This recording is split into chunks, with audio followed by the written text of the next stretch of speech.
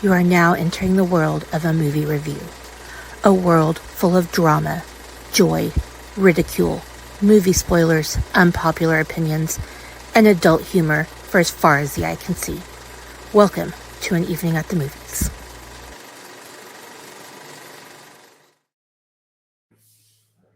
Greetings, cinephiles. Welcome back to everybody's favorite movie-based podcast. This is An Evening at the Movies. I am your excited to be here co-host, Kasey B. And for those of you who don't know, maybe joining us for the first time ever. If that's the case, welcome. But this is the podcast where we eat the stale popcorn, we drink the watered-down sodas, and we talk about all of our favorite movies and why we love them. That's not a watered-down soda, co-host. You can drink the watered down soda. I ain't doing that shit. I don't drink no watered down shit. It's stale popcorn either. Fuck that. Exactly.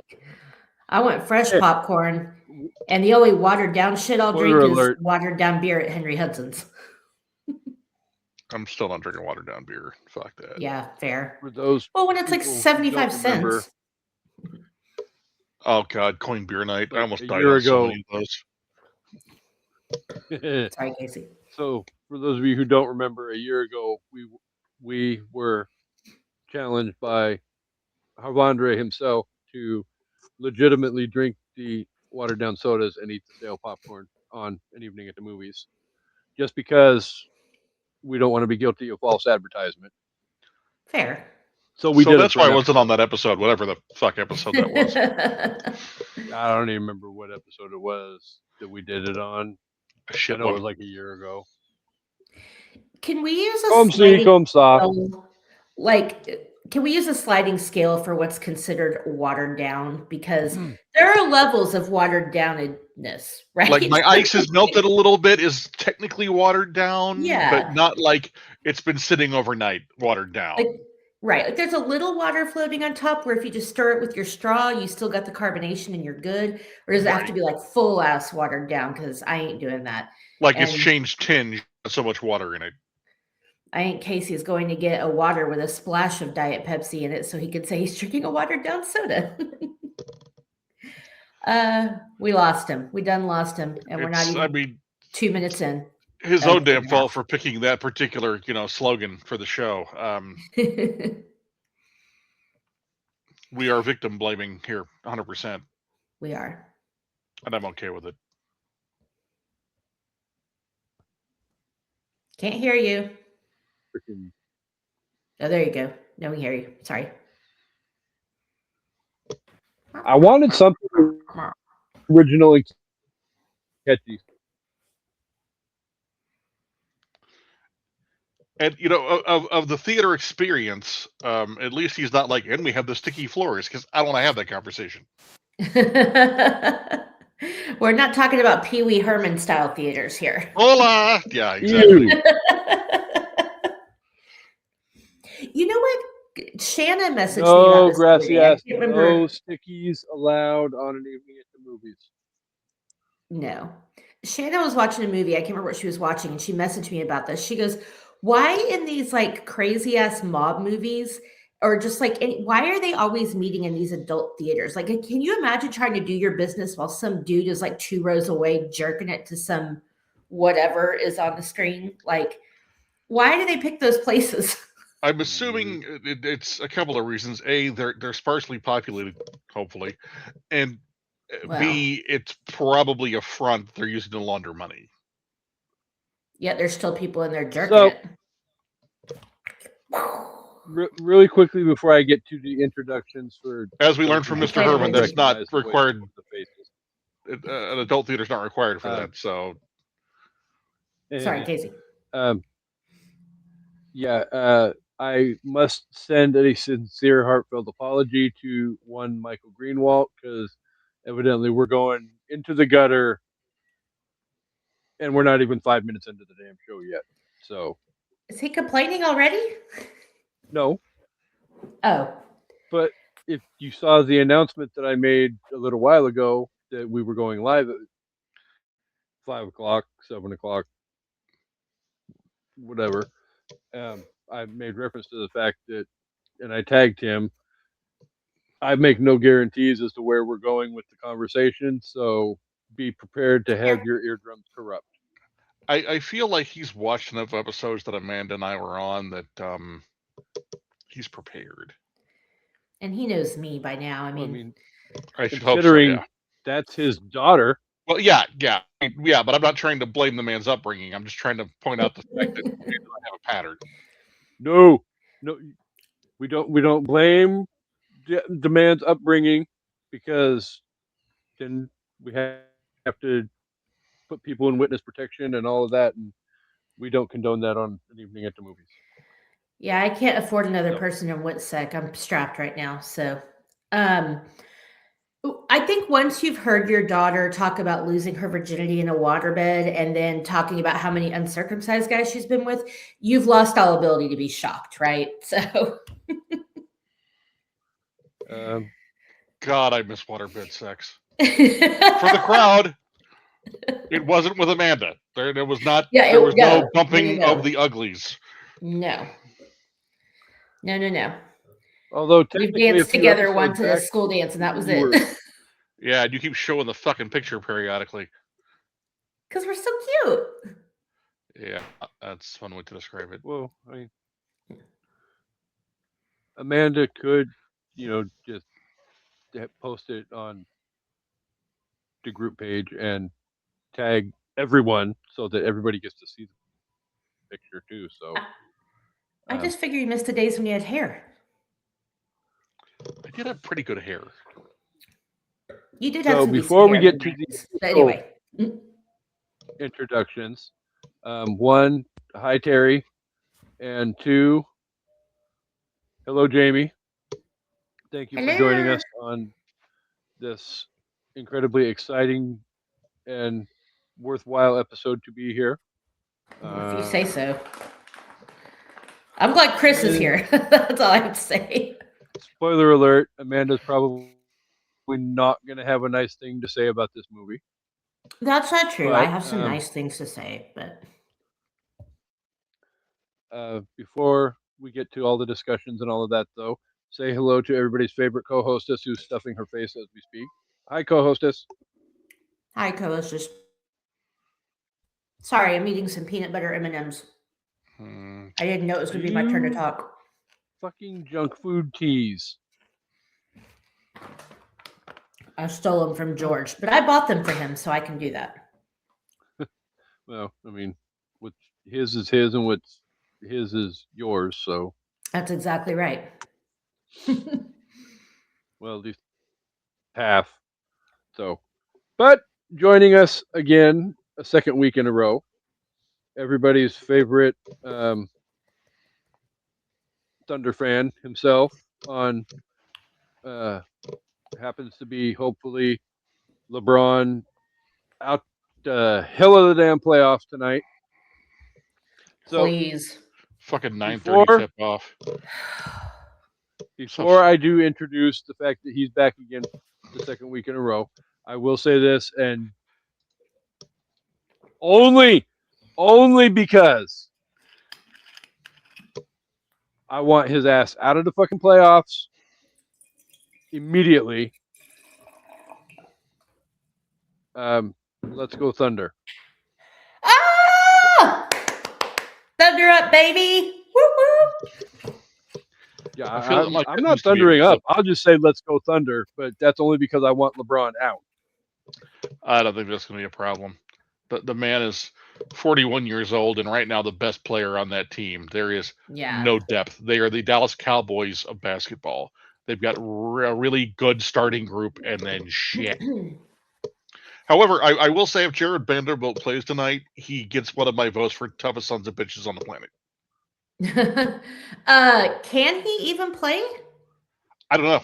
I mean, he's not on the injury report. So if Vanderbilt goes tonight, that is a tough man. So the reports that his bone was sticking out of his finger must have been untrue? Oh, no, they were confirmed. Well, if he's playing, I'm going to vote him for MVP. Shit. Right? I mean, there's no way he can dribble with that hand, right? There's no way he can shoot with that hand. He's out there purely for defense, and if he goes for 30 seconds in garbage time, he gets my vote as being a tough sumbitch. You saw that right, Kasey? Yes, and I was also going to reference the fact that since last we were here, everybody's favorite Laker, Mr. Luka, has been called out by the nature boy Ric Flair and needs to take a damn shot and get his ass back in the game and toughen up. Well, Ric Flair would know all about that, wouldn't he? Well, he'd take a shot, but not necessarily a painkiller. Man, hamstring injuries are weird, and having had a couple or several, if you can't go, you can't go. I mean, yeah, you can walk around, you can jog lightly, but if you have to push or pivot or whatever, it's Which just not you there do sometimes. a lot of in basketball. Right. And honestly, I think if Doncic could go, we wouldn't be having this conversation. But at this point, why would he? If I was down 3-0, if I was down 3-0, I'm like, I'm saving it for next year, bros. Yeah, absolutely. Sorry. Get yourself a full off season. Get yourself some rest. Yeah. Quit burning through the PT, which sometimes rushing back from that injury makes it worse, as we saw with J-Dub earlier in the season. Yeah. And well, take care of that thing long term. Literally just say a couple weeks ago, when a certain other team was up 3-0 in their first round series, that like 100 and some odd times that somebody's been up 3-0 in a series and nobody has ever come back. Yeah, I think a couple teams have forced to Game 7, but no one's come all the way back. I don't believe, because it's just too hard. You can win 4 in a row, and the other team has zero pressure, right? Because they're going to go 1-3 for the rest of the series. And you got to remember too, this is also where you're one game here, one game here, one game. I mean, you're literally right. Every other game. We're in the 5 through 7 stretch where you're constantly traveling. Yeah, and that pressure change, flying on an aircraft with that sort of injury, ow. Yeah. Well, and Oklahoma City is like halfway across the country from LA too. Yeah. So that's not a short flight. It's not. No. Or I mean, there's worse flights in the world, but for sure.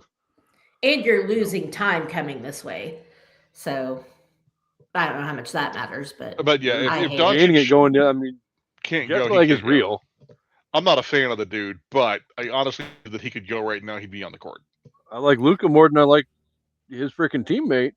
Yep. I'm not a huge Luka fan either, but I will say I am low-key loving his glow up since he got to LA. Dude looks like he's lost a little weight. He's fixed his hair. I didn't realize how muscular his arms were till I saw him in a tight t-shirt the other night. I was like, sir. LeBron got him doing his gym regimen. And again, I know we're not LeBron fans, but I'm not a LeBron hater either. The man knows how to keep himself in condition and keep himself in shape. You can't play in the league as long as he had without knowing how to maintain yourself. And I think he's been a great influence for LeBron. The question is, does Doncic keep it up when LeBron leaves? He's like, Luka's the son I never had. Right. Just his own son ain't doing shit. Well, sorry. Okay, here's my comment on Bronny. Apparently, this is the basketball episode. So Bronny was taken within about 3 or 4 picks where he was projected. Okay, so it wasn't a reach by the Lakers. The problem is that team has not been able to develop its own players since, I don't know, Magic. Their entire model since the Showtime teams is we're going to buy some free agents that are high caliber and spend pennies on the dollar to fill the rest of the roster spots. They don't develop players. They don't have a fucking plan. They should have sent Bronny to the G League for a year and a half. He's not the worst basketball player out there. It's just that he doesn't get the minutes, and they don't have player development in LA. And I'm not sitting here saying Bronny's fucked to get that trade. Right. I'm not sitting here saying Bronny's a future fucking Hall of Famer, right? He may just be a rotational player his whole life, but he's in a shit position. I feel bad for him. I really do feel bad for the kid. That's why I said sorry for making that joke, because I do feel bad for him. But okay, well, this NBA Corner Playoffs section has been brought to you by basketball fans in our Okie Beer Company, Oklahoma City. There you go. Okie Beer Company. It's been brought to you by Rumble the Bison. Rumble, sponsor me. All right. I think we have a movie to talk about. Thanks, everybody, if you made it through that and you're not a basketball fan, but we could just do a whole podcast shooting the shit about this. I think we should. Right? I see enough people on TikTok doing it with their hot ass stupid takes. Anyway. Wimby didn't do anything wrong. Dude, go get fucked. Okay, sorry, Kasey. So we're gonna put a pin in the basketball conversations because before we get to this movie. So was that a timeout or a technical? I'm not sure. Well, I mean, if it was a technical, I would have freaking elbowed Amanda right in the freaking face. That's a flagrant. It was a travel. Let's travel. Flagrant too. Let's move on. So before we get to the movie, though, I did see a social media posting last week after our last episode that inspired me, and Amanda kind of sort of knows it's coming. But we're going to play a new game on an evening at the movies really quick. Oh, Jesus. It is our version of Fuck, Marry, Kill. We're calling it Keep, Kill, Reboot. Ooh. So there's 3 rounds in the game. Each one of you is going to get your own that you have to order with Keep, Kill, Reboot. So, and neither of the two of you gets the same group of 3 each round either. So that works. Fun. Do we want to go with Papa Palpatine first or ladies first? Yeah, let me go first because you kind of already gave me a tester one. That way he can kind of see. Yeah, I like that plan. It's self-explanatory, but still just so you can see. All right. Yeah, absolutely. Everybody has seen the whole and knows the whole idea behind Fuck, Marry, Kill. But are you gonna marry you'll get the understanding of it as we get going. Let's remember, the only answer for Fuck, Marry, Kill is Padme.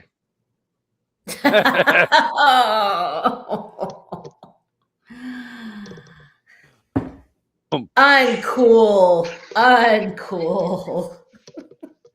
Poor sweet girl. So Amanda's first round, we have Wrong Turn, Hostel, Saw, Keep, Kill, Reboot. Yeah, those are definitely you movies. Yeah. I will. Well, not really, because her is not a fan of torture porn. I will kill Hostel because ew. I watched that once, never again. I will. Okay, so kill Hostel. Let's keep Saw and reboot Wrong Turn. Wrong Turn could have another shot at being a decent movie, maybe, perhaps. I was gonna say, please God, don't say you're gonna reboot Saw because Saw's been rebooted. It's kind of rebooted itself like 6 times. Yeah. Yeah. And it doesn't need to be rebooted again. All right. Papa Palpatine's first round. Are you ready, sir? Hit me. One more time. Sorry. Superman franchise. Ooh. Ghostbusters franchise. Or Howard the Duck. Keep, Kill, Reboot. Okay, kill Superman. Keep Ghostbusters, even though 2 is utter fucking horse shit. And let's reboot Howard the Duck with a better budget and some better writing. Agreed. But can we somehow get Leah Thompson to make a cameo? Oh, absolutely. Yeah. I kind of... And get Gypsy in to keep voicing Howard. Yes. I kind of had to throw the whole Ghostbusters one in there just because I knew if I threw Ghostbusters in there, you were going to go off on Ghostbusters 2. And then that would force Amanda to have to flip you off or have a meltdown. And okay. Are you ready for round 2, co-host? I'm ready. All right. Movie number 1.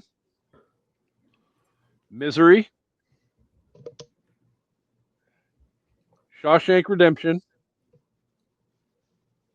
Pet Cemetery. Keep, kill, reboot. Okay, you just stole what I was going to do. I was going to surprise you at the end with 3 King movies, so now I have to pick different ones. Okay. Misery, Oh, no. Shawshank, and Pet Cemetery. I don't want to kill any of these. I guess if I have to, let's kill just wait Pet until your Cemetery. Wait until your third round. It gets better. Wait, which version of Pet Cemetery? Which? Yeah, I'm assuming OG. the original. Yeah. Okay. Ugh, it still sucks, but let's kill Pet Cemetery. Let's keep Shawshank and reboot Misery. I could see it. I mean, I feel like they did the general game pretty well, which is the closest thing you can get to Misery as far as a one-room mostly type scenario. So I think Misery could be a good reboot potentially, especially if they add in the more brutal aspects of what she did to him. Oh, you mean the actual legitimate hobbling? Yeah, the legitimate hobbling, the drinking of the mop water. Yeah. Anyway. On that note, there's more stuff in the book, y'all. Are you ready for round 2, sir? Yep. All right. The Dark Knight franchise. Lord of the Rings. Deadpool franchise. Keep, kill, reboot.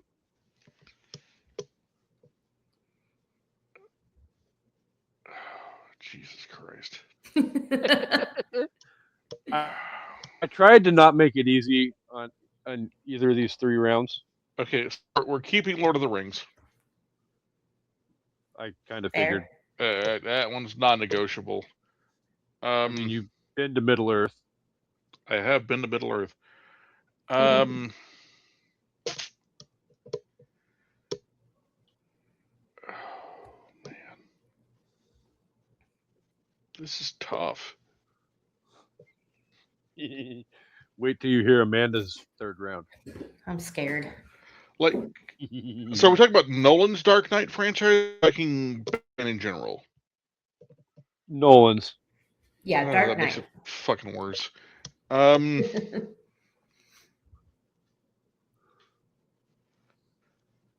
what was the other one? Besides Lord of the Rings, Dark Knight, and what? Deadpool. Oh.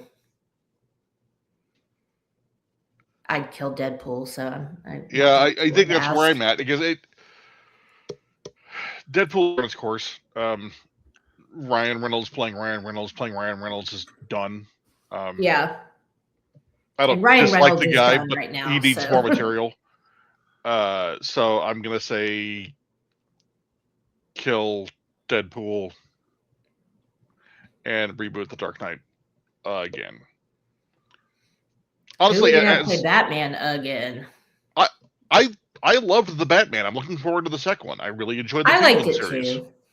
I haven't watched that, but I want to. Oh, it's so fucking good. I mean, Colin Farrell was like unrecognizable, so yeah, because he plays him in the series, right? Yeah. Or no? Okay. Yeah, he does. No, the Penguin series is so fucking good. I would legit love a reboot of Batman Returns. Like, let's get the good Penguin. Let's get a good cat. Well, I mean, Michelle Pfeiffer was a great Catwoman. Halle Berry, no, sorry. But I loved that movie, but I would love a better, like, updated version of it. All right. So we're going to flip the script, and we're going to go right back to Palpatine for his round 3. Oh. Just because... He's really wanted to fuck with you on your last one. I really want Amanda's to be the last one. I actually think I already know what they are, or at least 2 of them. So let's see. But go ahead. Well, I'm sure you probably do. So, Palpatine, your round 3 is Enter the Dragon. In honor of this month on an evening at the movies, Enter the Dragon, The Replacement Killers, or The Last Dragon. Keep, kill, reboot. Fuck. Mm.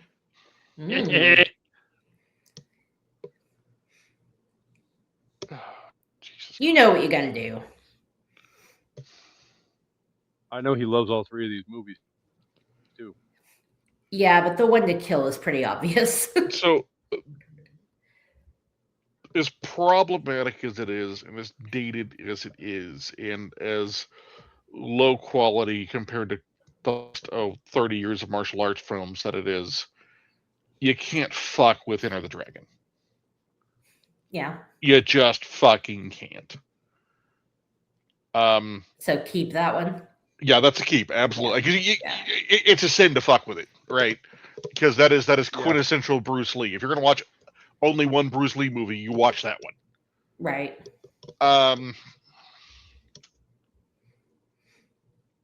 As much as I enjoy it, I can't reboot Enter the Dragon because, and I hate to kill. I'm not really sorry. The Last Dragon. The Last Dragon. You can't reboot the Last Dragon because you could never recapture that. You can't recapture the guy who played Sho'nuff. You can't recapture Bruce Leroy. You just can't. It's a blaxploitation film you actually want to fucking watch.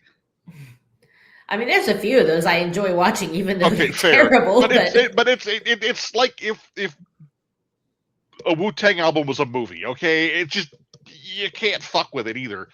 So I'm gonna go with kill on that one just because they keep it sanctity, and I think Replacement Killers could definitely be redone because the story is timeless, and you could do it with younger actors. Timeless or generic? Really? Right. You were kind of full on splooshing over Romeo Must Die. You don't get to talk. High five. Yeah, but that was a take on a piece of literature. This is literally all right. We'll get there anyway. There's only 7 plots, Amanda. 7 plots. Okay, that's actually fair. Now I gotta see if I can name them all later. All right. All right, so we're keeping Enter the Dragon. We're killing Return of the Last Dragon, and then rebooting Replacement Killers. That was tough. That's probably the direction I would have gone though, with that as well. I would have killed Replacement Killers, but after your logic, I agree with what you said. So she could have just said you're right. I mean, that was a whole lot of words for nothing. Do you not know hear who me she say is? That to you? I will choke on these peanut butter M&Ms before I will say the words "you're right" to you. Baby girl, you don't choke on nuts. Damn it! So before I get to Amanda's third round, if she does have 3 that she would like to give me at the end, she is more than welcome to. All right. Now, we're still going to go with King because that was my idea. Oh, go ahead. Sorry. Oh, yeah. Do you want to do it before or after your third round? Well, is one of my third rounds a King? It is, isn't it? No. Oh, okay. I thought for sure. Okay, then I'm going to do it. Yes, let's do it now. Okay. Okay. Fuck, marry, kill, or whatever. Yeah. Keep, kill, reboot. Keep, kill, reboot. Carrie, 1977, original. Christine. And The Shining. Oh, you dirty.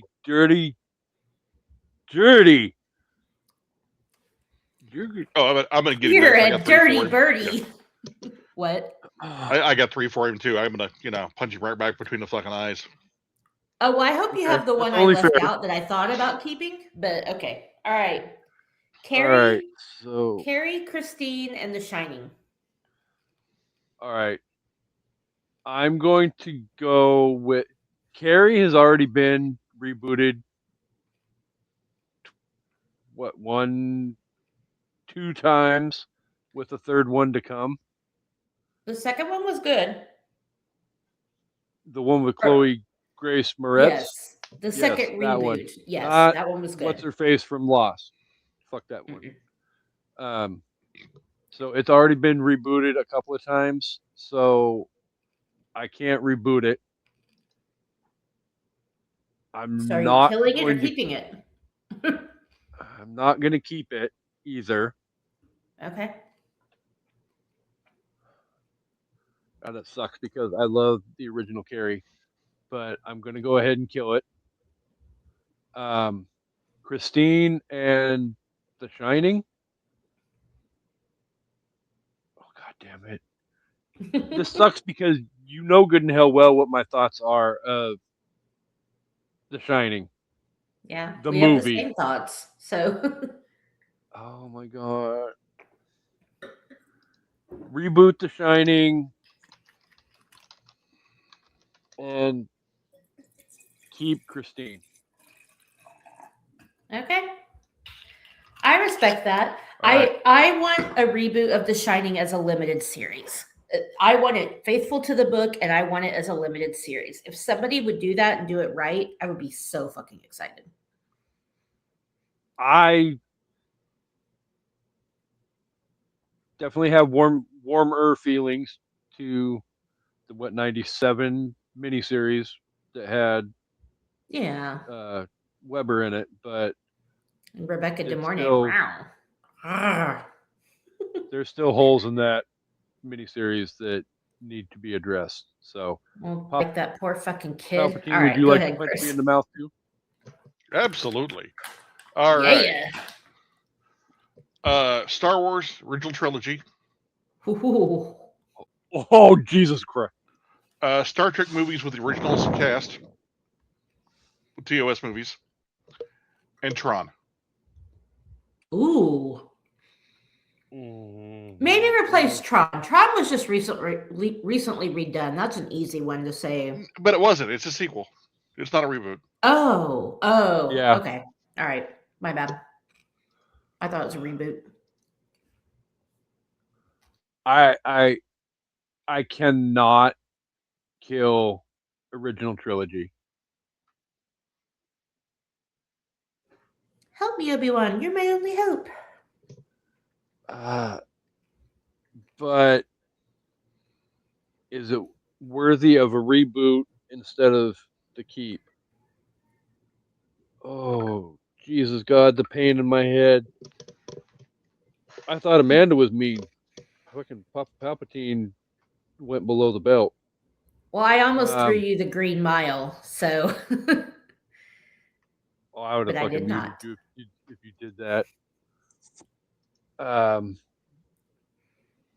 think you got to throw some of PP's logic in here from his last round when you're talking about Star Wars. Just my advice, but I'll be quiet.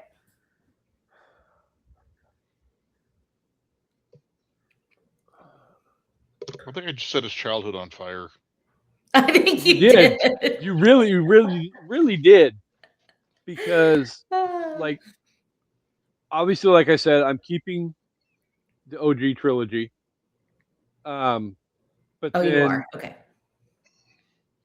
Like, do I put Star Trek in the reboot slot? But in a way, they kind of sort of already rebooted that. Oh.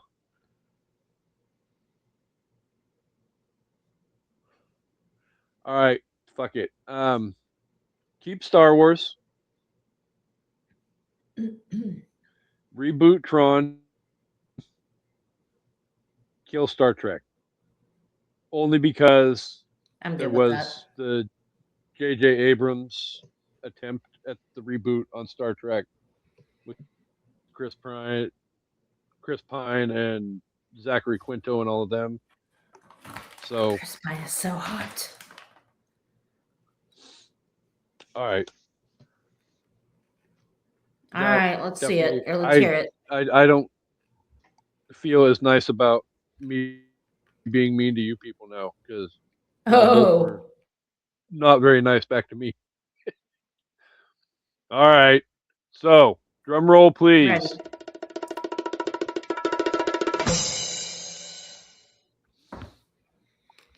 Keep, kill, reboot. Halloween 2018. Oh, okay. Okay. Season of the Witch.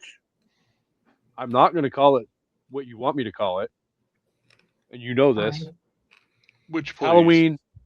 Halloween 3, 1978. Season of the Witch. 78, 2018, Season of the Witch. Keep, kill, reboot.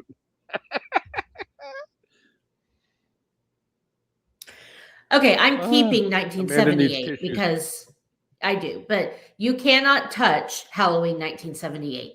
Many have tried, many have failed. You cannot do it. You just can't. Yeah, fuck Rob Zombie. If you don't consider the first one a remake, it's actually a decent movie. The second one's complete garbage. Okay, so we're gonna keep Halloween 1978, obviously. I'm going to say kill 2018 because I don't think you can reboot that. I mean, it's so fresh and I wouldn't want to see that rebooted, I guess, because it's so fresh. I would love to see an updated Halloween 3, and you know this. I would fucking love a reboot of Season of the Witch. So that actually wasn't as hard as I thought it was going to be. That's what she said. Might actually be on board to watch a reboot of Season of the Witch. Yeah, I would kill for that. With today's technology and like better storytelling, better, effects and just can you imagine those face melting mask scenes with today's technology? Whew. So, yeah, exactly. So, we're not going to get into the future just yet. But Amanda and I did talk about the other day the potential of coming up with a theme, maybe for like the month of August, so that we can incorporate Deathly Hollows 1 and 2 and get somebody's Twinja back on the show because it's been way too fucking long. So if we can do that, I am daring the three of us to come up with a keep, kill, reboot that's going to cause Jean to pull her hair out. Ooh. Okay. I live way too close to her to piss her off like that. I'll do it. Okay. Then two of us can come if up Steven with comes for me in reboot. anger, it'll just result in pleasure, so it's okay. Did I say that Well, out loud? somebody's got to come for you. Exactly. Oh, Lord. All right. With all of that said, hey, my milkshake brings all the boys to the yard. Oh dear. Well, Lord. when the milkshake's free. Fuck you. And Heather agrees we need a better The Shining by Stephen King. Definitely. So, all right. I think the psych was episode that was an homage to that movie was a better version of The Shining. I think Ready Player One was a better version. Like it's been talked about numerous times before in numerous different places, Kubrick had no plan on being remotely faithful to the book. But the problem is everybody associates The Shining with Jack Nicholson. It's his iconic breakthrough. I mean, One Flew Over the Cuckoo's Nest was pretty iconic, but The Shining was like what really put him on the map. And so nobody wants to fuck with that, which I get. But at the same time, Jack is so much more nuanced in the book. And I feel it would take the right actor, but I feel like it could be done. It would be difficult, but I think it could be done. So anyway. we will put a pin in that statement, and I will make a note clip just so the AI will clip it for me. But I would like to have that discussion again, possibly in September when we have the Overlook on the podcast. Because were you having a cyborg moment? A Cyclops moment? Well, I mean, somebody is passionate about The Shining. She's also the runner-up in The Shining trivia. So, and the King will be with us in September. So, yeah. Elvis? Yeah. Hell to the corpse, baby. Yeah. All right. We literally are we gotta talk 40 about a minutes movie into the now. freaking episode. Yeah. We have not even remotely decided to talk about a movie yet. So, well, other than the Keep Kill reboot. So, That was all right. fun. Replacement Killers. Released the day before I turned 21 in 1998 on February 6th. It was directed by Shoot Me Now, Antoine Fuqua. Fuqua. Fuqua. Fuck me. Oh, fuck you. Was released by Columbia Pictures, had a $30 million budget, and would anybody like to guess the amount of profit that this movie made at the box office? Not a lot. I'm gonna say it broke even. I think I had to do a little. It made a profit. Because Mira Sorvino was big. This is post Romy and Michelle, just barely, but Mira Sorvino is hot. What's his name? Chow Yun. This is like his first English language movie. And I know like the Hong Kong stuff wasn't super followed here, but I think it was enough that people went to see it. What was the budget? 30 million. I'm going to say it made 100. Palpatine was a lot closer than you. Okay. I'm overestimating Mira Sorvino's appeal. it made $9.5 million of a profit. So okay. The box office was $39.5 million. Yeah, that's fair. Is that an earthquake? No, it's Ramon. Chris, you gotta watch Romeo and Michelle's high school reunion. And Replacement Killers is streaming on the Prime to rent. So yes. All right. The spoiler alert of the box office, we have 2 Rotten Tomato scores really quick. Oh yeah. Okay. Rotten Tomatoes, the tomato meter on 38 reviews, the popcorn meter on 25,000 plus reviews. Oh wow. Okay.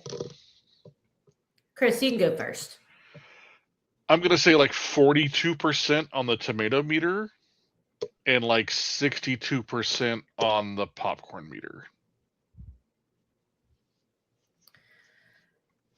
I'm gonna go. I made prices right, you. I'm gonna go 40% on the tomato meter. I'm gonna go like 58 on the popcorn meter. Popcorn meter. $1, Bob. Popcorn meter on 25,000 plus reviews, 47%.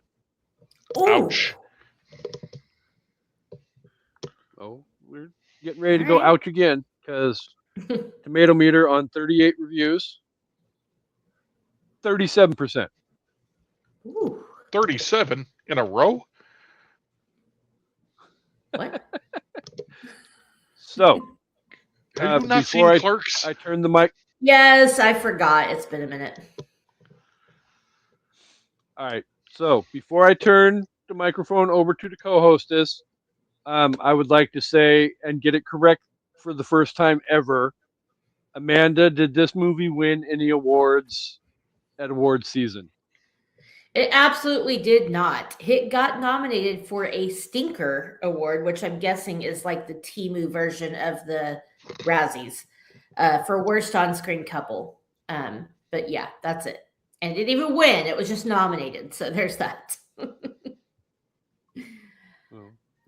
But for those that don't know, The Replacement Killers is about hired assassin John Lee is asked by Chinatown crime boss Terrence Way to murder the young son of a policeman. Lee has the boy in his sights, but his conscience gets the better of him, and he spares the child's life. Oh. Afraid that Wei will take his revenge on his family in China, Lee seeks out expert forger Meg Colburn to obtain the passport he needs to get out of the country, but a band of replacement killers is soon on his trail. Dun, dun, dun. Definitely dun dun dun. Exactly. Yeah. Bark. So yeah, there you go. He's being good. Yeah. If he starts acting up, we got the doggy in the background causing trouble. Double trouble, little Griffey. All right. Yeah. He wants to be a podcast star. So okay, so I was today years old when I saw this movie, so I'm going to need Papa Palpatine to explain why he loves it so much. Well, that was going to be ultimately the first question is, Papa Palpatine, how do you feel, or what do you feel works well for this movie? And by the way, factoid of the week from everybody's favorite father. Danny Trejo is from Oklahoma. I did not know that. I did not know that. Danny Trejo is one of those actors that I have an aversion to because of a movie he did. You know how like some actors play a role so well that you can't watch them anything else without getting the creeps? That was him in Con Air for me. But Danny Trejo's an amazing actor. He creeps me out so bad. I'm the same way with J.K. Simmons. Love the guy, but my top 5. Have you seen Oz? Oh, yeah. It's been a long time, though. He plays a really good neo-Nazi piece of shit, and every time I see him on screen, I have to remember that it's not Vern Schillinger on the screen. Like Ian McKellen in Apt Pupil. Is that Ian McKellen? Yeah, it's like, I think so. Oh, yeah. Yeah. I mean, J.K. Simmons is a phenomenal actor, and by all accounts, a great human being. It's just sometimes the first role you see somebody in just really imprints, and that for me, it's Vern Schillinger on Oz. And that's like the first thing I remember of Danny Trejo. So yeah. Sorry, Kasey, I wasn't trying to like ruin it, but yeah. No, so we're asking me why I love this movie. So first off, Kasey and I were spitballing ideas for martial arts month. And this isn't a martial arts movie. Just saying. Getting there. Okay. And you can't do martial arts month without Hong Kong cinema, and you can't do it without certain actors. And yes, this is gun fu, not kung fu, which is the one of the hallmarks of Hong Kong cinema and John Woo's claim to fame. And we'll get to that in my top 5. But when we went down the list of movies, we already had a Bruce Lee movie. We had a Jet Li movie. And I think, honestly, Chow Yun-fat is also on that list of modern martial arts actors you need to include in a month. And this is my favorite. He's so cute. Chow Yun-fat movie. I have fond memories of this movie. I just enjoy it. Yeah. Is it a deep plot? Fuck no. But the cast is really freaking good. Everybody plays their role really well. Michael Rooker, this is probably the most emotionally deep role he's played in a while. And I just like enjoyed there was the room movie. for more there, but okay. No, this is a popcorn munching movie, right? This is not something that's going to it's not going to invoke emotion beyond moments of it's not going to show you huge character development or depth. It's a fun popcorn munching action flick, which apparently at one point owned the record for most bullets fired in an American movie, which is saying something. Interesting. Yeah. Okay. And what was this, 1998, you said? Yeah. Yeah. This must have been pre-Face Off. 1998. What did you just say, Chris? I said this must have been pre-Face Off because there were like 9 trillion bullets fired in that fucking movie. Well, so again, we'll talk about that in my top 5, but no, Face Off was 97. That's when you said most bullets. I was like, wait, let me see when Face Off came out. I mean, this is according to IMDb, so I'm going to trust it. But Face Off was 97, so okay. Maybe it was just in a filming order thing and not a release order thing. I don't know. But yeah. no, this is not a super groundbreaking movie, but it's fun, it's watchable, it's rewatchable, it's got some great action sequences. I just enjoy it. And to me, like I think it was Amanda mentioned, this was Chow Yun-fat's first really American movie, right? Like It was his Police Story had, Hollywood debut. it's like Police Story had come over in a few other movies, but nothing of this full Americanization of the movie. So I think this introduced Chow Yun-fat to a shit ton of audiences. And I read that he was still learning English when he did this movie, which I think is impressive because his English is very good in this movie. Like it's very good in this movie. It doesn't feel very broken up. It feels like I would think a person who immigrated from China would feel like, but like a little better. Now, to be fair, he didn't have a lot of. Well, everybody, he's from Hong Kong, so he's been exposed to the Queen's English for most of his life. True. But even though this is his first English-speaking movie, even if he had spoken English at home or whatever while living in Hong Kong, there's a whole difference between talking to people in English and acting in English. Right. So no, he does really well at his dialogue moments.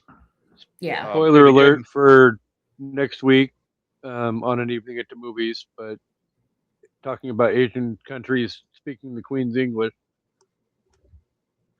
We will be back next week for that. So, but again, you look at the cast. You've got Chow Yun-fat, you got Mira Sorvino, and if you didn't have the house for Mira Sorvino after this movie, I can't talk to you. Jürgen Prochnow, Till Schweiger, Trejo. It's just a cast. It is, and I guess. Well, I don't know. I agree with most of what you said that works for it. I think some of it also works against it. But I guess before we get to that, Kasey, what are your thoughts? For me, I felt in a lot of the same ways that Chris felt about this movie, though. It's definitely a popcorn munching movie.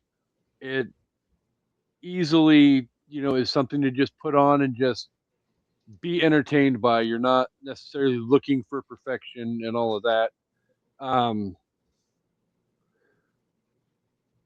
I personally, for me, I love the dark, kind of grimy, ghetto-esque setting of Chinatown. I think that works really well. It's very gritty, in this universe. I love how Mira Sorvino kind of sort of straddles that line between playing a meek, mild-mannered, for lack of a better term, I guess.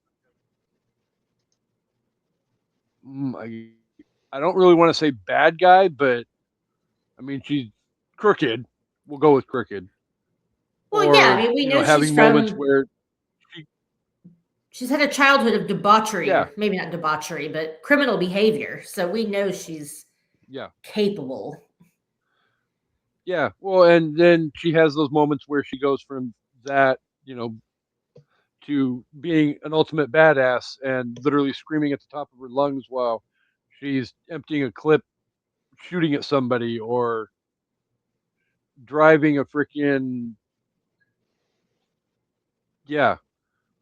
vehicle through a freaking door and trying to run people down.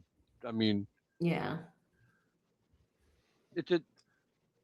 an enjoyable movie, and it's not something that you need to have perfection with to enjoy the movie. Yeah, true. And on that note, Brandy says hi to. Hey, Brandy.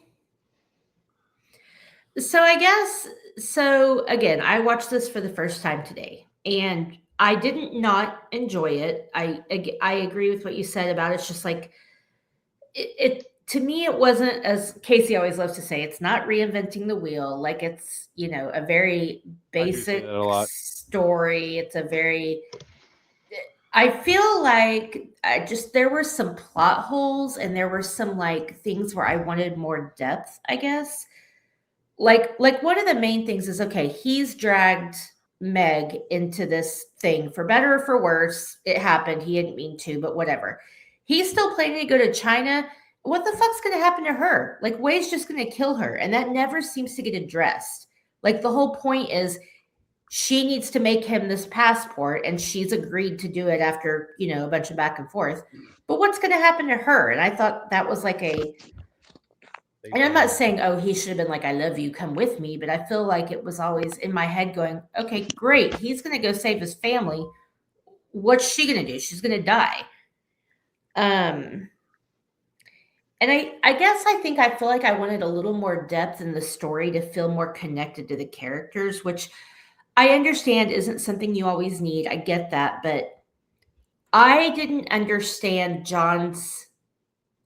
they explained it, obviously, right? They explained it in words, but you never really feel the depth of how and why John got sucked into this thing with Wei and why he feels so compelled to, like, I just feel like the emotion wasn't really there. I don't know if that makes sense. Like, it just didn't feel like the characters had enough depth for me to really care about them. I liked the action sequences. I thought Mira Sorvino was great. It just felt very generic to me, I guess. And I don't really mean that as an insult. I just mean it as I wasn't super invested in what happened to these people.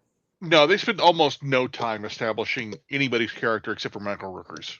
And even then, it's very, very surface level. So, yeah, the characters are absolutely very 2D. I mean, the running time for the whole movie is 87 minutes.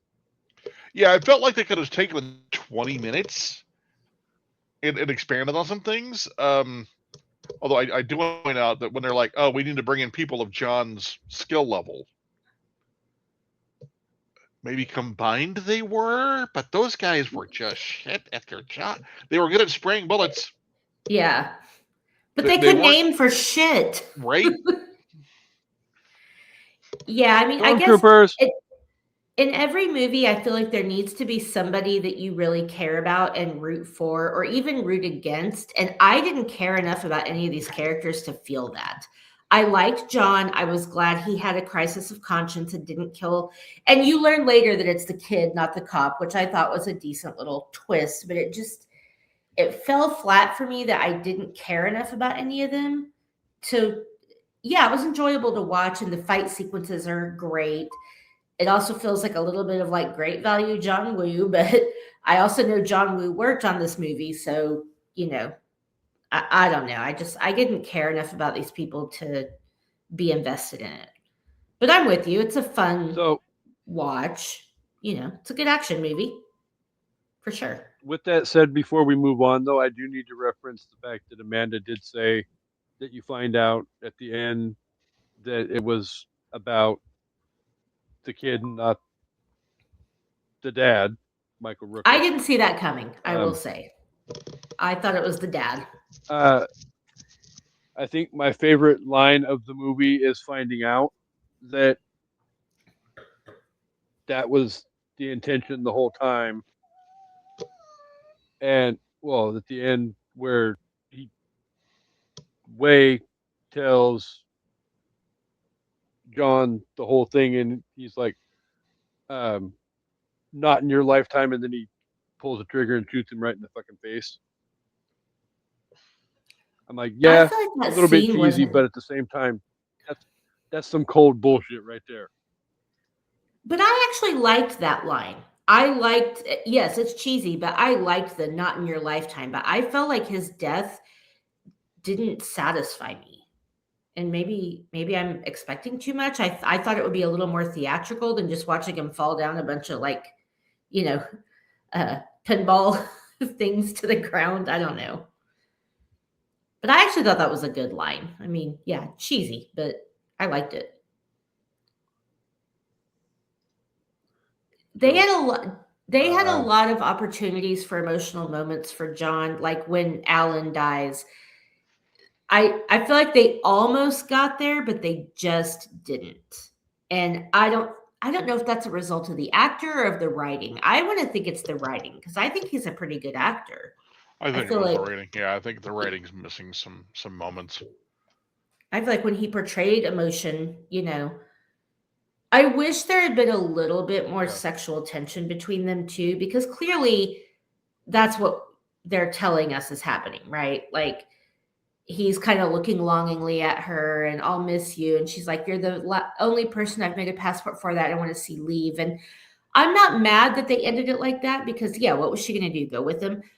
But I feel like throughout the movie, there wasn't enough of a buildup to that for us to believe that they, and again, it's been what, 24 hours? So maybe it's just being realistic. But, and again, I don't think that's on the actors. I thought they did a good job. Yeah. So I don't know. You can only act a role that you have written and presented to you and Right. directed for you. And none of these There actors is a are certain big level time of enough to mess creative with liberty. it. Right.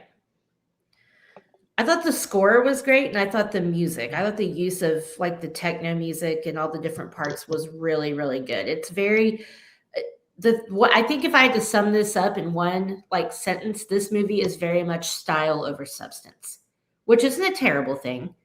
The style is great. The action scenes, albeit sometimes a little over cheesy, are great. Like the music, it accompanies it well. I don't hate it. I think style over substance describes most of Hong Kong cinema and martial arts movies in general. Fair. That's fair. I'm not hating on it saying that, but yeah, you're there for the fight scenes. And I think maybe that's why I felt a little different about this movie because I wanted to care more about these characters. And when I didn't get that, I was kind of like, okay, well, I'm just watching like, Wanted or, whatever other, which we'll get to, gun fu movies. Like I feel like those two actors had the substance to do more if they had been given more. That's fair. So and yeah, Chad got so hot. Like could he have just taken his shirt off once? God damn it. Okay, sorry. I'm no better than a man. Well, I was just gonna reiterate the fact too that Chris brought it up that I really feel like this movie would have benefited more from possibly 20 minutes more of elaboration and storytelling. Yeah, just enough to make us care a little bit more about them. Well, that would allow for more character development and all of that, and I think by that standard we would have had a little bit more emotional investment in the main characters. Yeah, agreed. I guess he did take his shirt off when he got shot, but he was also half covered with bandages, and I just wanted like I don't know. I also wanted. She was looking for some Chow Yum fat. I was, yes. I also kept waiting for actual martial arts to happen in this movie because I thought this was a martial arts movie and it wasn't. And so that also threw me off a little. Like, I'm like, where's the actual fighting? Like, it's all just gun stuff. Which I don't hate. It's just not what I was expecting. It's gun fu. Yeah, Griffey says he wanted more. He wanted some fighting. So apparently we should have gone with... He wants something, but he ain't going to get it. I should have picked Equilibrium instead, is what I'm hearing. Well, I haven't seen that either. Ooh, excuse me. So, yeah. Well, should we do our top fives? Or Kasey, do you have anything to add before we do that? No, I in a nutshell, I think we kind of sort of encompass the whole discussion pretty succinctly, all in one brief little conversation lit. So, I mean, if anybody else has anything they'd like to add. you're welcome, or we can move along to top fives. I'm good to move on. I'm good. All right. All right. Well, I'm going to go first. I'm just going to claim it because ladies first or whatever. So I was like, I had a hard time finding a top five for this because I kind of kept bouncing off different ideas, but ultimately I landed on movies where guns are the main character, aka gun fu movies. So I'm glad we brought that up. Honorable mentions. I have Deadpool, the whole franchise. We'll just put it together. Scarface, because come on. And just barely not making the top five is The Matrix, just because those aren't my favorite movies. I think they're really good movies. I appreciate them for what they are. They're just not my particular jam. So there's a huge drop off after the first one, like a massive drop off, and the fourth one, holy fuck, was it? We're talking bigger than the Grand Canyon. I haven't even watched it. Don't. I wanted my free back. Nice. Yeah, I have no desire to. Okay. So my number 5 is a movie that people sleep on. And I actually saw this in the theater because it was a first date, this is a weird first date movie, but highly recommend. Natalie Portman's like big debut, Leon the Professional. Great fucking movie. So good. It really is good. Yeah. I haven't seen it in a long time, but I remember really, really liking it. And I really didn't even like action movies back then. I want to say that was like 99, 2000 maybe. So it's a lot better than the movie that most people think is her debut. Which one? The Phantom Menace. Who thinks that's her debut? Yeah. I think it's Leon the Professional. I'm pretty sure it is Leon. Yeah. Yeah.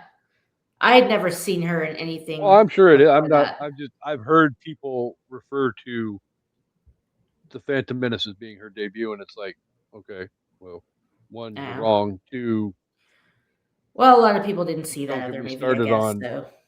That movie. Also, I think Where the Heart Is was before Phantom Menace, but whatever. Okay. Number 4, I am going with Mr. and Mrs. Smith. Oh, it wasn't Kasey? Okay, sorry. All right. Mr. and Mrs. Smith, lots of gun fu, lots of sexual tension, lots of good fighting scenes. So there for that. I don't think she knows what gun fu is. You? Wait, what?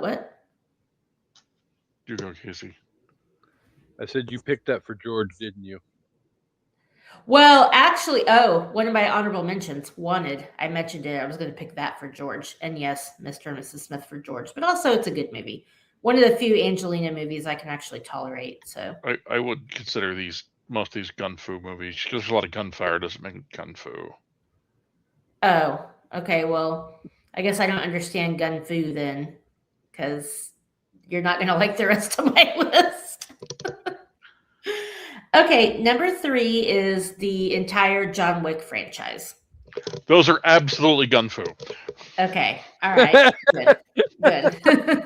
Absolutely. Palpatine can get on board for that one. 100%. So you're saying Leon or the Professional isn't gun fu? Maybe not just because it's like not. All right, we'll have to talk about that because I maybe messed it up. But. So gun fu is normally like close quarters fighting, but with guns, where they're using the guns as both like blunt objects and as firearms. Pistol whipping. Okay, so it's or not knocking like... them out of line so they're missing and doing all the cool reload shit. So yeah, John Wick, absolutely gun fu. Yeah.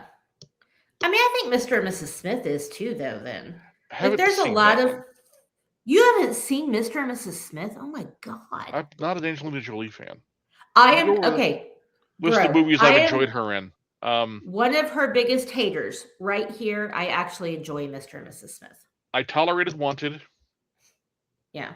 I was forced to watch Girl and Ripped 3 times and didn't hate it. Yeah, that's it. What's the one she's in with? Gone in 60 Seconds is pretty good, even though I can't stand her. She's barely in that movie. I know. That's a vote for it, actually. Yeah, so number 3, John Wick. Number 2 is Kingsman. I guess the first Kingsman movie, but the second one too. But I love the Kingsman movies. I think they're so cute and clever with all their, weapons, but they're good with the guns. And then my number 1 is Face Off, which I guess. Oh, absolutely gun fu. Yeah, for sure. Okay. I mean, not to mention the guns are beautiful. Like, Castor Troy's guns are just gorgeous. Like, but also there's a lot of shooting in that movie. So maybe I misunderstood the assignment, but I thought those were all pretty good. So well, no, you said the guns are the main character, so you met your criteria. I'm good with it. Okay, thanks. And it's your top 5 list, so it is what it is. And absolutely, they're in your own rules. Nobody can argue that point. Right. There you go. There you go. So, Papa Palpatine. I know what your top 5 is, and I believe Amanda knows what your top 5 is, but I'm curious. She does not. What your list entails. Oh, okay. Or unless Kasey told you, I did not tell her. He did, but I forgot. So top 5 Michael Rooker co-stars. Ooh. Okay. Honorable mention goes to Kevin Bacon in the Guardians of the Galaxy Holiday Special, where Kevin Bacon plays Kevin Bacon. I love when Kevin Bacon plays Kevin Bacon. Right. The episode of Will and Grace is fucking amazing. Number 5, Chow Yun-Fat, Replacement Killers, what we just talked about. Number 4, Jay and Silent Bob and Mallrats. Oh my God! Forgot he was in that. He's the asshole father / game show host. Yep. God, I love Mallrats. Okay, sorry. Number 3, the entire fucking cast, Guardians of the Galaxy. I can't pick one co-star from that. I just can't. I refuse. You can't make me. I love this Mary Poppins, y'all. Anybody want a chocolate pretzel? Sorry. We're past that. We've moved on. Sorry. Number 2, Val Kilmer in Tombstone. He's in Tombstone? He's in Tombstone. Okay. He plays one of the he cowboys is. who switches sides and rides with Wyatt's posse. Oh, yeah. Okay. Good. He's got a hat on the whole time, so you don't see his bald head and recognize him. And I think he's the only guy in the cast without a mustache. Funny. And then number 1, because no one tops this man on one of my lists, Robert Duvall in Days of Thunder. Oh, yes. He's the... I totally forgot about Days of Thunder. I know who he is, but I can't remember his name. But yes. Harry, the crew chief. Yes. No, not Robert Duvall. Oh, no, he plays Roddy Burns, the villain turned buddy. Yes, I couldn't remember his name, but yeah. I just want to say Rowdy Yates. That's a whole wrong show. Good one. All right. Great list, sir. I went with top 5 Danny Trejo movies. With, this is going to be a good one. I'm looking forward to it. Spoiler alert, Amanda's probably going to be triggered at some point in this list. Oh, I mean, obviously. He's so good in that movie. It can't not be on there. It's creepy. I have 2 honorable mentions, one of which I'm not a huge fan of the movie, and the other one, I mean, it is what it is. But honorable mention number 1 is going to be Anaconda. I forgot he was in that. All I remember about that movie is that I saw that movie. That's literally all I remember about that fucking movie. Well, yeah, I've seen it a couple of times, but yeah, it's not worth mentioning. It really isn't. Well, it don't want none unless you got buns on. Exactly. Thank you. Sorry, real quick. Kasey has heard this story, but just in case you guys haven't, I saw that in the theater, and there was this guy sitting behind us, this like just giant white trash looking dude with his overalls with no shirt under it. And every time that snake killed someone, he laughed maniacally. Like, not laughing like, oh, that was, he laughed like a sadistic murderer every time that snake killed someone. I was scared. It was like, somebody walked me in the parking lot. Damn. That's funny. All right, Okay, and sorry. last honorable mention is going to go to Once Upon a Time in Mexico. Yeah. Okay. Wait, is he in that one? I don't know. I blocked that movie Most out. of these, he's very Ignorant. briefly. I mean, it's not like he's technically starring in the movie per Right. se. Yeah. For sure. It's more He's of a a star. He's a good character actor. most of his roles, he just has a cameo. Right. Yeah. Well, him and Robert Rodriguez go way back too, so he ends up in a lot of Robert Rodriguez movies. Yeah. Number 5, we're going to go with Predators. Okay. Kasey, silence your phone, man. Sorry. Love you. Mean it. No. Number 4, we're going to go with The Replacement Killers. Okay. Let's see. Number 3, we're going to go with an actual movie he technically did star in, Machete. Yes. Number 2, one of my favorite vampire movies of all time, From Dusk Till Dawn. Good one. Salma Hayek, enough said. And then Yeah, number 1 fair. is The Trigger Warning, Con Air. Yeah, I mean, that's good. Yeah. So I don't understand how you skip over Desperado and include Once Upon a Time in Mexico. Oh, that's fair. in all honesty, shoot me now. I haven't seen Desperado.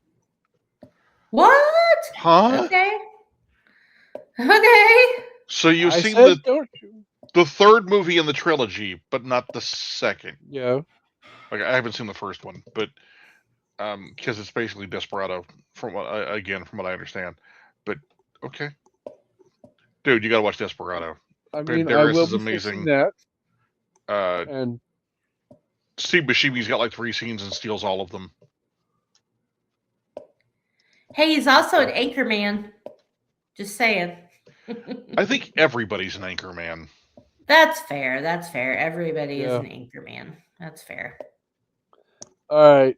So Amanda went first with her top 5. So Papa Palpatine,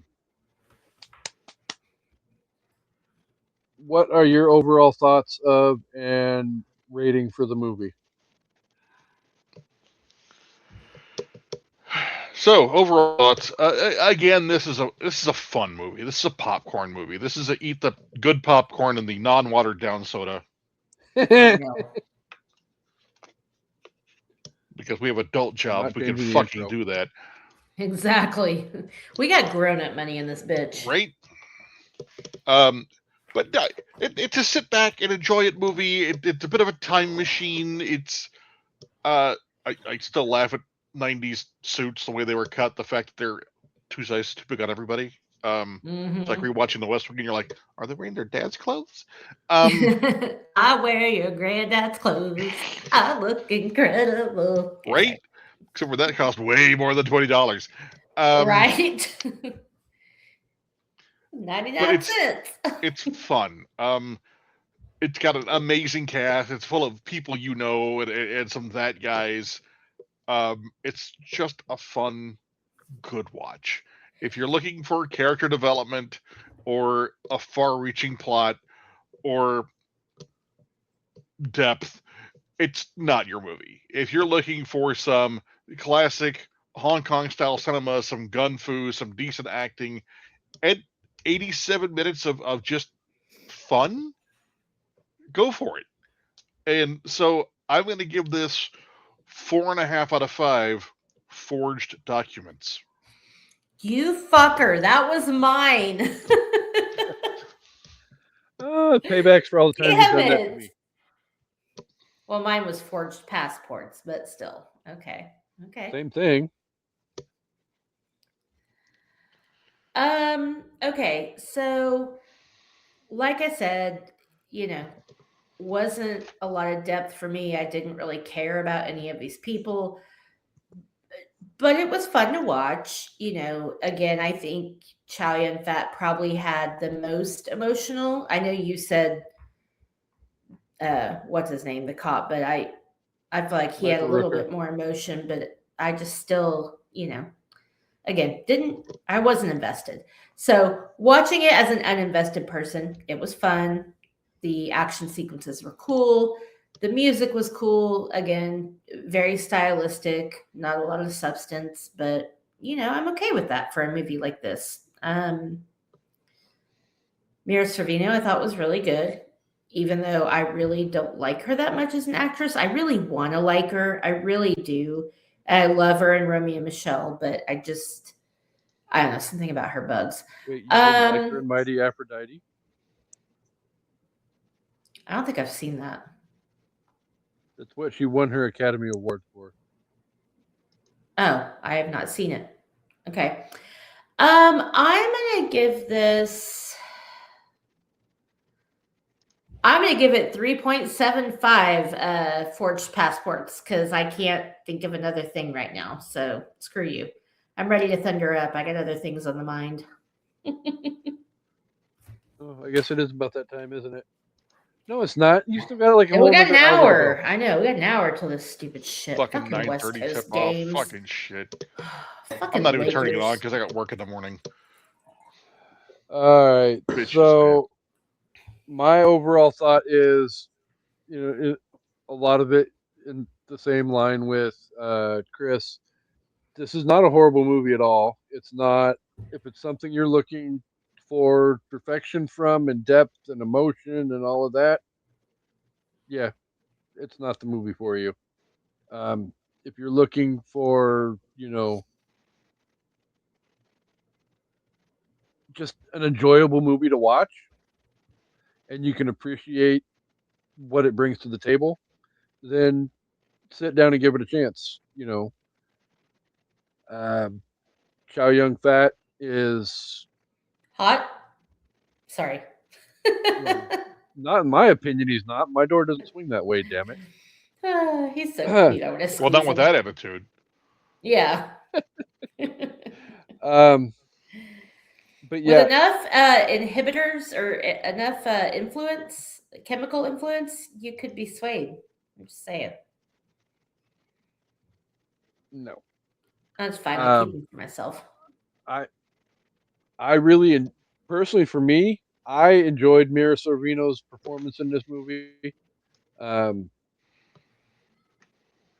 think Romy was a little bit more her typical type of character, but I appreciate the level of difference between,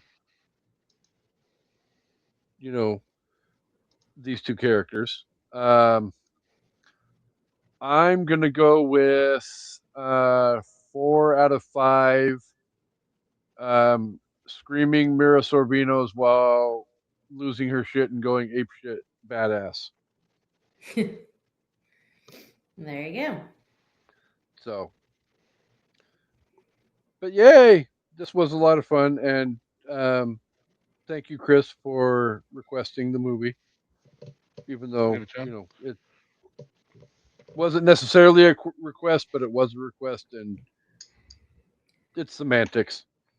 But well, it also wasn't a martial arts movie. I guess that's also semantics. But hey, it was still a good movie or decent enough. Huh? That's not martial arts. Do you not know what martial arts are? Well, first of all, you're an American, which means the martial art does involve a gun. And martial art is just a localized fighting form to a regional country. There were no guns in the Karate Kid. Get fucked.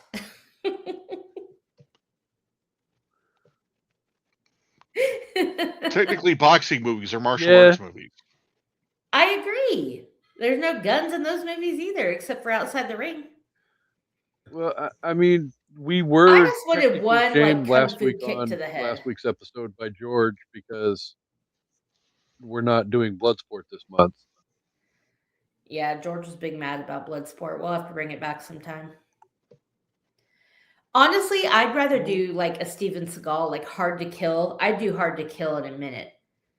It makes my bird twitch. Anyway. Didn't we have enough of your bird twitching last month on the show? There's never enough of that. Baby Look, wants I don't think gets Papa baby Palpatine gets what wants to be baby around for wants, your according to bird Chris. Whatever baby wants. That's Chris's motto. I mean, Anyway. he's not wrong.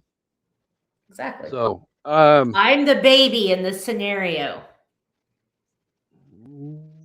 You're something. But yeah, so as always, though, before we end the show, we want to thank the listeners for being here each and every week. You guys are incredible, amazing, nothing but love for you all. And also, coming up next, well, I'm not 100% sure which one's coming up next week still because I've got to talk to Kendra about her schedule. But it's either going to be Kung Fu Panda next week or it will be the original Rush Hour. So excited for Kung Fu Panda. You guys are either welcome. be animation or you'll have to be understanding the words that come out of my mouth. Nobody understands the words that are coming out of your nobody mouth. understand the words that are, yeah, exactly. Can nobody understand the words that are coming out of your mouth? And then I am just ready to bust out my Mariah Carey because every time I hear that song, all I think of is Rush Hour. So yeah, that's a good plan, Kasey. Okay. And also next week I will be revealing the 4 movies that we will be doing in June for Courtroom Movie Month. Technically, we already. No, fuck it. I'll do it now. Philadelphia, Devil's Advocate, My Cousin Vinny, and Liar, liar. Fuck was the 4th one? Liar, liar. I always forget liar, liar. So I take it was the hands. Chris, do you want to come on for My Cousin Vinny? Fuck yeah, I do. Because my Papa. biological clock. You missed me stomping the floor, unfortunately, but it was there. We'll be back in June for My Cousin Vinny. Yes. So lots of great stuff coming up over the next few months. And like I said earlier, we will figure out a way to get the other Twinja, back on the show sooner rather than later. And as promised a long time ago, wrap up. I'm going to have to watch these movies again at this point. Yeah, me too. There's never a wrong time. I mean, Chamber of Secrets. I'm not mad. I'm not mad about it. Yeah. It was good. I'll watch. We could do one 7 October. out of the 8 of them over again. Do them on the 31st. That way, it's All Hallows Eve. As long as we pre-record it, because I ain't recording shit on Halloween. Halloween is my day. Nobody bothers me on Halloween. We have recorded before on Halloween. Yeah. Okay, but it would have to be during the day, and some people have jobs. I am not some people. I'm some people. So, but yeah, lots of great times, lots of good stuff, lots of fun, lots of shenanigans. And maybe when we get Kendra on for Kung Fu Panda, maybe we'll fuck with Kendra and do Keep Kill reboot for her as well. Put from Justin and Kelly on there. Drop Dead Fred. Okay, yeah, we got some ideas for Kendra. She would kill that movie in a heartbeat. I know good and hell well she would. So, yeah, lots of greatness. Chris, thank you for being here again for the second week in a row. Anytime, like as always, you are always welcome to join us for any of our shenanigans. I'm gonna pistol whip the next person that says shenanigans.